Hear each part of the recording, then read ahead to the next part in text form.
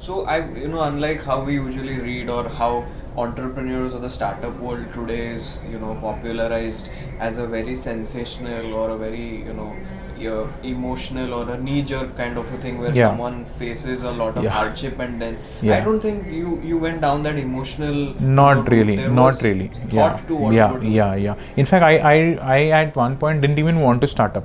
I mean, I was looking for a job because I knew what I wanted to do, and I was actually looking for a content or a copy kind of a job where I would be getting a decent enough pay. In fact, I remember I was ready to take a 90% pay cut, even if somebody just got me a start. But I'm thankful that didn't work out, and I did not have the background or the portfolio back then to really get into a mainstream job like that. Correct. And I was just forced to start up. Correct. But I mean that's also a key point where it wasn't out of your B school that you decided to do this. So No. you first secured yourself. Yeah. Even when you're saying you're ready to take a 90% pay cut, you Yeah. made yourself capable at that level. Absolutely, yes, And then yes. this was a flexibility that you Sure. had with you. Sure, yeah, Which I think yeah. today's people don't really understand. Yeah, They think yeah, it's yeah. very fly by night operating. kind of. Absolutely, yeah. And I was only 25 back then, so I mean, I did not have any liabilities. I could really take that as a risk, so Okay. to say. And I mean, it was really calculated. In fact, I can share this that I realized that SME segment.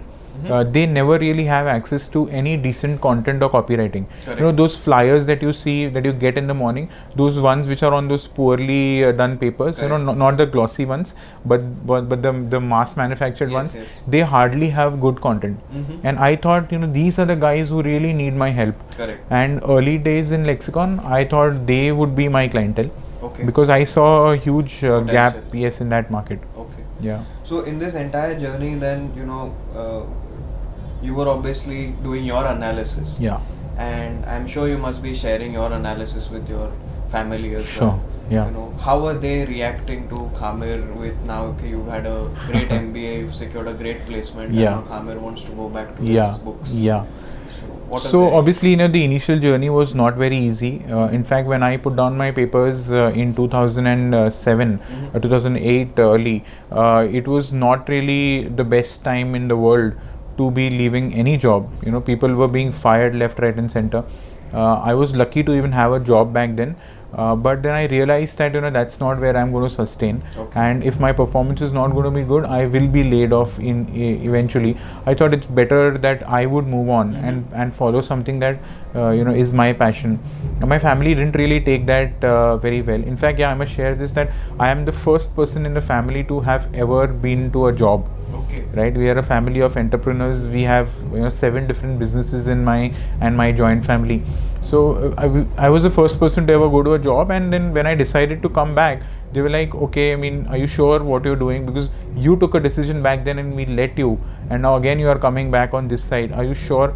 In fact, 3 months after I had left the job, my parents were like, do you think they will still hire you back again if you go? I said, I have left the job on my own terms. Okay. Yeah, I mean, I've not been let go. Okay. So I'm not going back. Just give me some time to figure out what I want to do. Yeah. So I mean, it's like the coming full circle. Yeah. From a family of entrepreneurs. Yeah, I eventually, mean, it was destined to fate be. got you Yes, back yes. there, right? Yeah, but all our businesses are into dal chawal. Yeah, we are into a But family you of got into the grocery. business of mental dal Absolutely, yes. And then okay, that's how LexiConn started. Yeah. So my key question here is, and Khamir, I always notice this whenever I discuss with you. Now here's you stepping into a new venture. Yeah. Okay, new market. Yeah. And usually at this point, when we generally see people, there is a desperation to do sales. Sure. We need to 1-2 महीने के बाद में Sure. we need to pick up the pace. Right, We need to right. get the business running. Yeah, right? yeah. And in that push or in that desperation, sometimes people cut corners, or Yeah. sometimes they compromise on the initial idea Right. that they had. Right. But from what I have always seen with you, in fact, I was surprised to read the other day your interview with another publication where you said that at times you've declined work because you've not had capacity to service the client. Absolutely, or yeah. justice to that. Yeah. So this ethos that no matter what happens, I'm starting my business and I will Yeah. do it the right way. Yeah. Okay. Where does this ethos come from, or what do you want to share with your clients, or what do you want to share with your team members? Sure. As doing the right Yeah. way is the Yeah. sort of dharma of LexiConn. Yeah. I mean, frankly, this is something that comes from the way we have been raised. Yeah, I mean, right from the early days when I used to sit at my dad's kirana shop.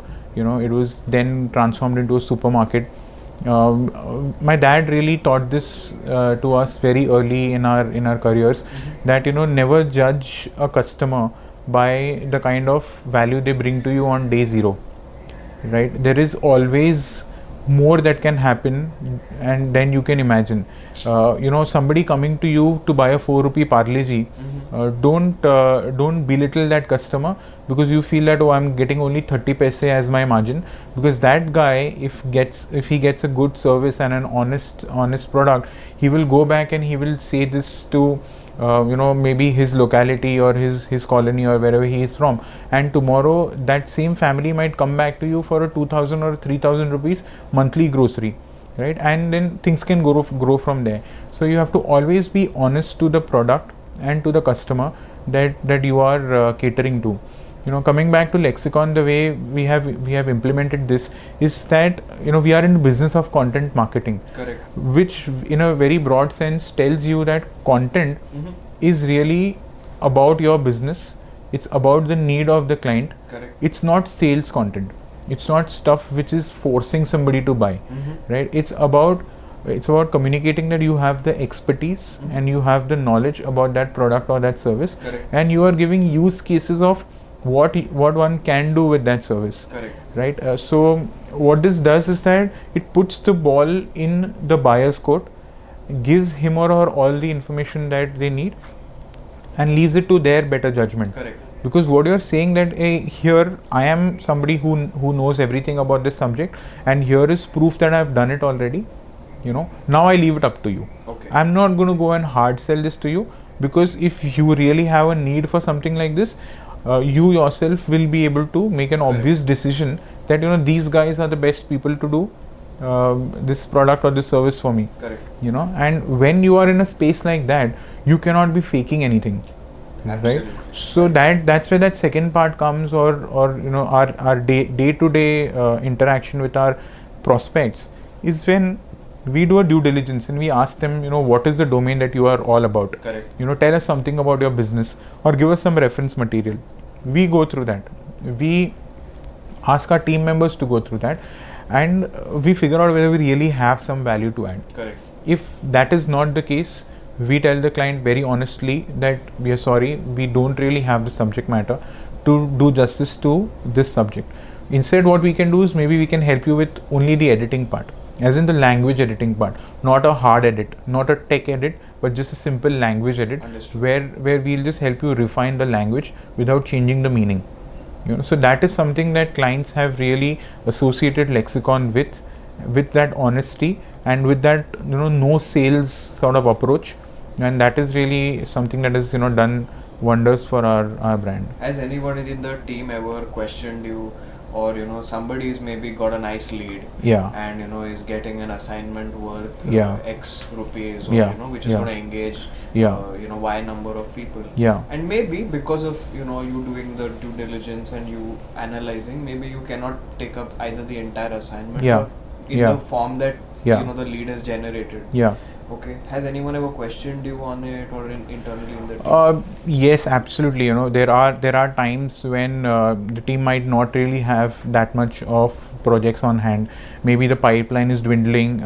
Maybe the operations side is really idle, and at those times it's really second nature to say, oh, let's take this project. We'll Correct. figure out how to do it Exactly. later on. Yeah. Yeah. But when you do something like that, you eventually are not just cheating the client, you're cheating yourself as well, because you don't know that subject that well, and you are depending on maybe a Google search or some kind of a secondary source to really write for that subject. And I'm sure no one can do justice to an approach like that. Okay. So we consciously decline such things.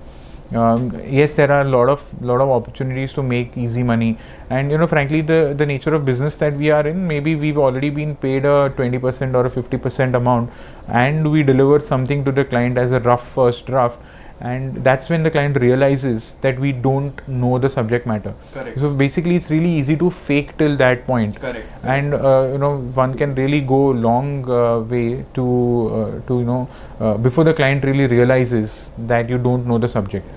But I mean, it can take 100 assignments of good work that you've done, but one assignment. Absolutely, no doubt, pull no water doubt, on all no of doubt. those- Yeah, and a lot of people feel that because we are in the social media age and people can go out and make noise about it, we should be ethical.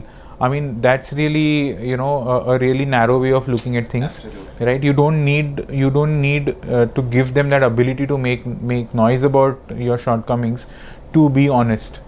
You have to be honest irrespective of who that client is. Even if it's a 100 rupee client or even if it's a $1 million client, you have to have the same level of ethics. You have to have the same level of. So I say that honesty is the best policy.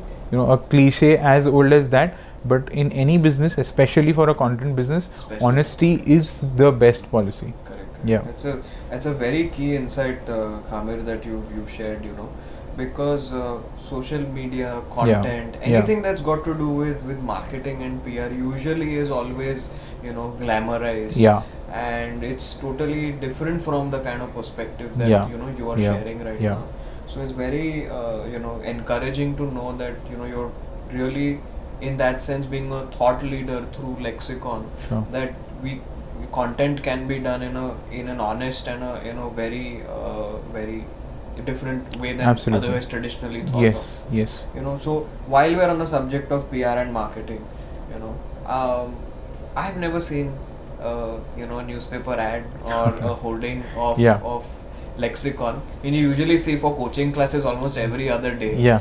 But and I'm sure that you with your MBA and having lived this journey, I'm keen to know the thought behind how you have grown your business or how you have approached marketing. So I think the answer to this is really connected to my previous answer, is because we have demonstrated that we know our subject well, and we've done that on our website. Right? So basically what we've done is the way we've written our website is that anybody who's looking for our kind of service would land on it organically. We are not spending any money on this. In fact, our current website has close to 550 pages. Wow. Right? Yeah. So we have about 40 services, and to promote those services, we have written that many number of blogs. In fact, we had a campaign called #365 content marketing tips. Okay. In which we actually put out one tip every day, without selling anything, just giving insights and best practices about how things should be done. And this is something that our clients and prospects really valued. They figured that these guys know their subject in and out so much that they can talk on it for 365 days non-stop. And this is something which brings a next level of authority to you in your business. In fact, anybody who searches for content writing Mumbai or outsource writing Mumbai or content agency Mumbai will automatically land on my site, because we are in the first 3, if not on number 1 in the non-ad space, of course. And once you click there, you come to the website, you read this for even 5 minutes, you will be pretty much convinced to at least send us an inquiry. Correct. And this is really that stage in the sales funnel where that guy or that prospect has decided that he is going to engage an external party. For companies, most of the times, their internal team or some colleague who writes well is the first point of content. Yes. If that doesn't work out, they talk to some other department. Do you have somebody who can write this? Somebody from marketing, somebody from Corpcom probably who can write this. When they see that the skill set required is beyond this, they look at their next immediate circle. Correct. Maybe their associates or their peers. When they exhaust all those opportunities is when they get onto a website like Google and search. so they are almost on the edge in terms of searching for an agency. And when they reach LexiConn, they are more or less convinced, because we have enough number of case studies, testimonials, and like I said, our approach is of a non-sale approach. Absolutely. That the combination of all of this presents such a comprehensive picture to the prospect that they end up reaching out to us. Correct.